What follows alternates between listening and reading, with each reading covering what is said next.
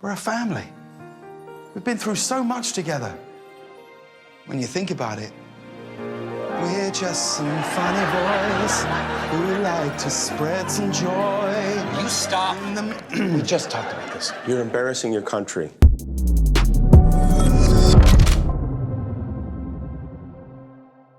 What's up, guys? It's your boy, Benny. There are communists in this country. I know this will not come as a shock to you, but those commies have decided that right now, in the middle of a recession, with Hollywood making less money than it's ever made, that they are going to strike. Yes, the writers in Hollywood are planning on striking because what would we do and where would we be without writers? That's right, in a world of ChatGPT, where will we possibly go without the genius of the writers? The board of directors for the Writers West Guild, the Council of the Writers Guild, acting upon the authority granted in the membership, unanimously call a strike effective at 12:01 a.m. Tuesday, May 2nd. So we are officially inside of the strike.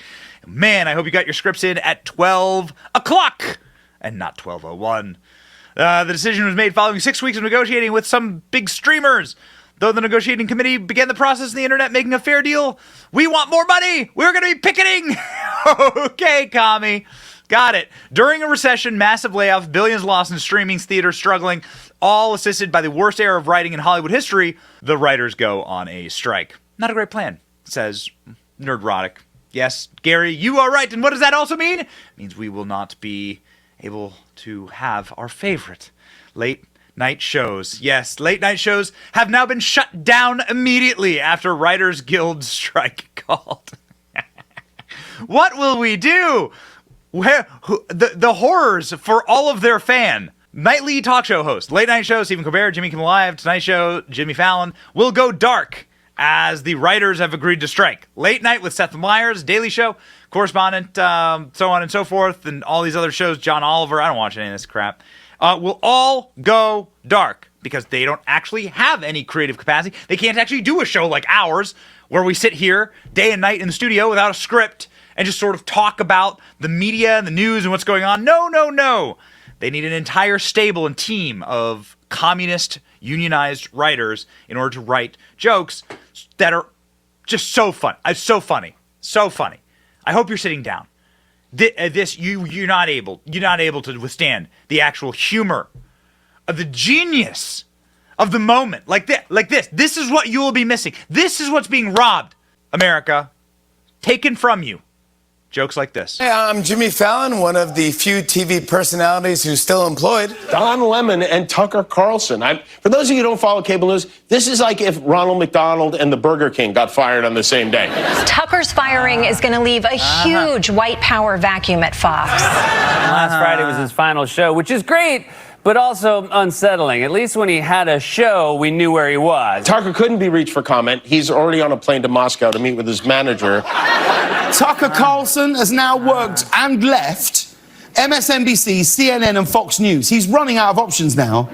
Like, soon he's just going to be on the Weather Channel saying that hurricanes are caused by drag queens. Apparently, Tucker was forced out by Rupert Murdoch, which is pretty ironic. Tucker spent so many years saying that Mexican people were coming to take our jobs away. Turns out he should have been worrying about Australians. What will we do without them? Jimmy Kimmel, Stephen Colbert, and Seth Meyers' late night shows are shut down as Hollywood writers strike for the first time in 15 years. What I think is interesting about this article is that it's these guys right here, that are lecturing you about diversity and equity and inclusion in their industry and profession. That's right. Everything needs to be extremely diverse and equitable, except for, of course, late night TV. And it is not the diversity and equity and inclusion that could possibly save this profession. Nothing can save this profession. These guys were already out of a job because, well, they have been out of ratings because they've been owned by the internet and by funnier individuals like Greg Gutfeld with 2.5 million viewers. Fox News Channel's Gutfeld beats every show in late night. So Fox News is now winning. Greg Gutfeld's actually funny. I like Greg Gutfeld. Greg Gutfeld is defending Tucker and making jokes about Tucker Carlson's departure from Fox. Like this one from yesterday. So wait, does the baby nurse, you just sleep then? Yeah, so the baby nurse does the nights. Right. So we can get some rest. This is incredible. So the irony is you have a baby and we're the ones tuckered out. Oh, so to speak. Very good. You've had a tough couple weeks, haven't you? Yeah, you didn't miss anything, trust me. But when you do the handoff tonight, check the monitor. I shouldn't wing it. Yeah, don't wing it. That's actually hilarious. Very good. It's tuckered out. It's good. It's fun. It's dad joke. I'm a big fan of dad jokes. Why late night TV is rapidly declining? Let's have a look here. Oh, okay. Advertising revenue for late night TV programs from 2014 to 2022. It looks like you've lost more than 3/4 of your revenue. That's because you've lost most of your viewers. Because nobody needs late night comedy TV anymore to have a laugh. They can just turn on YouTube at any time. Sounds like a win to me. Jimmy Kimmel, Stephen Colbert, and Seth Meyers' late night shows are shutting down due to Hollywood writers' strike.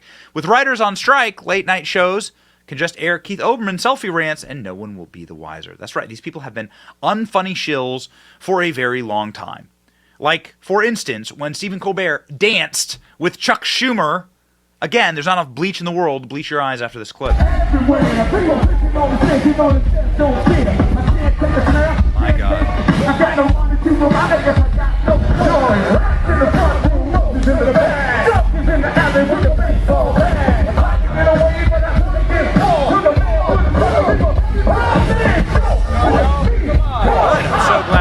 So glad the DNC hired Harry Sisson to fix Chuck Schumer dancing with a mask on there, going like this.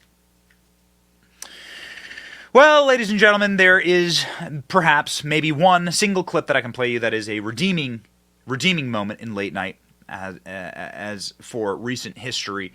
Jon Stewart's return to late night. Jon Stewart himself, a bit of a hack and total shill, but even Jon Stewart had a moment of clarity in talking about where the COVID-19 virus came from.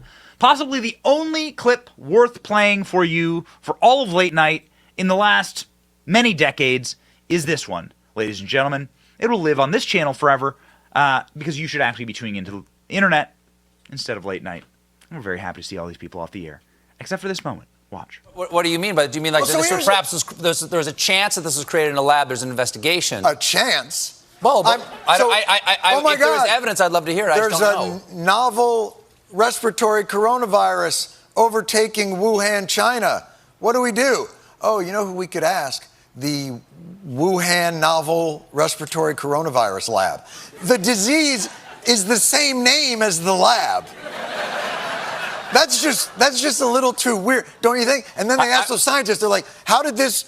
So wait a minute, you work at the Wuhan Respiratory Coronavirus Lab. How did this happen? And they're like, a pangolin kissed a turtle. And you're like, no, the name of your lab. If you look at the name, let me see your business card. Show me your business card. Oh, I work at the coronavirus lab in Wuhan. Oh, because there's a coronavirus loose in Wuhan. How did that happen? Maybe a bat flew into the cloaca of a turkey and then it sneezed into my chili and now we all have coronavirus. Like, come on. Wait a second. What about this? Listen to this. Wait a second. All right. John. Oh my God. There's been an outbreak of chocolatey goodness near Hershey, Pennsylvania. What do you think happened? Like, oh, I don't know. Maybe a steam shovel mated with a cocoa bean. Or it's the chocolate factory. Maybe that's it. That could be.